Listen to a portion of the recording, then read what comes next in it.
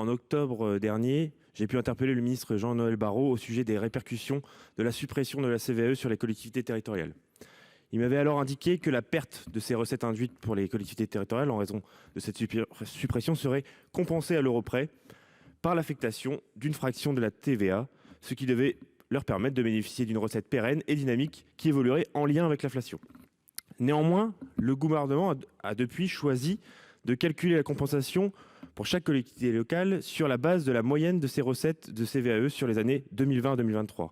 En effet, le choix de prendre en compte, notamment dans le calcul, l'année 2021, alors qu'elle a enregistré une baisse exceptionnelle de la CVAE en raison de la crise sanitaire, est un arbitrage plutôt défavorable pour les collectivités.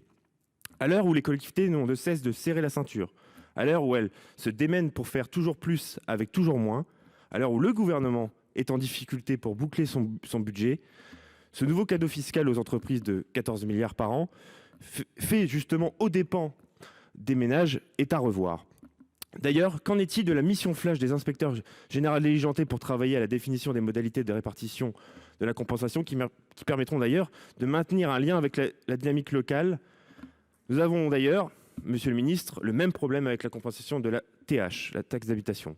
Comptez-vous proposer une modification des règles de calcul pour tenir compte de cette promesse de compensation à l'euro près et ainsi remplir la promesse gouvernementale? Je n'ai pas eu de lumière sur la mission flash en la matière, mais je tiens quand même à vous dire, monsieur le ministre, que il semblerait que pour vous, les promesses n'engagent que ceux qui les croient. D'ailleurs, ça en fait preuve puisque vous n'avez toujours pas répondu réellement à la question.